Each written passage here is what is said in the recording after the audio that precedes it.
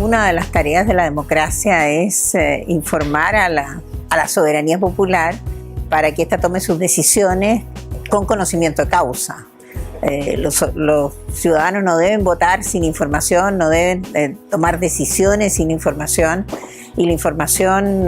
tiene que ser transparente, tiene que ser completa y tiene que ser no manipulada, tiene que ser una información lo más objetivo posible. Esas son las mejores democracias, donde las cosas no se ocultan y los ciudadanos pueden entonces reaccionar frente a la realidad tal cual es. Bueno, yo creo que el principal aporte de Latinobarómetro es que ha entregado información independiente respecto de los fenómenos que aquejan a las sociedades latinoamericanas, revelando aspectos ocultos que tienen las sociedades, que no necesariamente son los que los gobiernos ponen en primer lugar, porque son aspectos complejos, son aspectos que no han sabido abordar, o son aspectos en que las políticas públicas no han logrado avances importantes. Entonces, de alguna manera entregan una fotografía de las sociedades que son, yo diría, más complejas. Si bien se reconocen los avances, también está la gran lista de los pendientes, y yo creo que es en ese balance el que la ciudadanía tiene que tener y tomar sus decisiones. Lo más significativo, quién sabe lo más alarmante para el caso de Perú, es que la corrupción aparece como problema principal en el Perú con un 19%, es el tercero en la región, o sea, Perú salta. Los países clásicamente corruptos eran México, Argentina, Brasil. Y no era extraño encontrar altos indicadores de corrupción en esos tres países que tienen fenómenos de corrupción de larga data. Y de repente aparece Perú, casi ganándole a los otros. Entonces me parece que ahí es donde está el punto de alarma, que tiene que ver con la coyuntura política actual,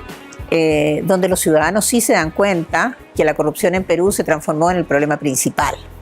Y la pregunta es,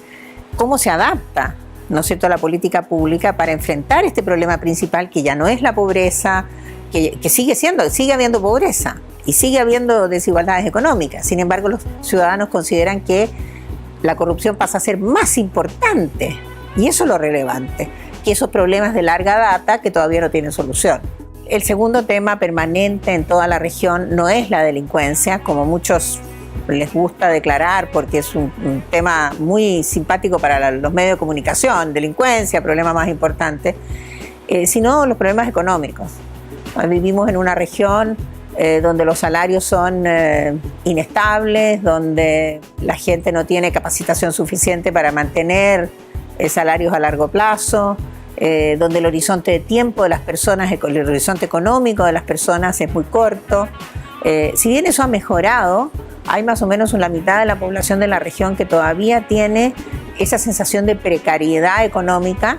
que es lo que mantiene a las democracias cuestionadas y a los gobiernos cuestionados, ¿no? Mal que mal, a pesar de todo lo que se ha avanzado, 1 de cada 2 latinoamericanos hoy día todavía no llegan a fin de mes, no tienen suficiente para comer, tienen salarios, están con miedo a quedarse sin empleo o sin ingreso. Eso es mucho más importante que el tema de la delincuencia, que sí es importante, pero va después. Mira, Perú ha tenido una característica en los últimos 10 años que es sorprendente desde el punto de vista de la región, y es su capacidad de producir crecimiento económico. Ha tenido un crecimiento económico muy por encima del promedio de los otros países de la región, y eso de alguna manera ha tapado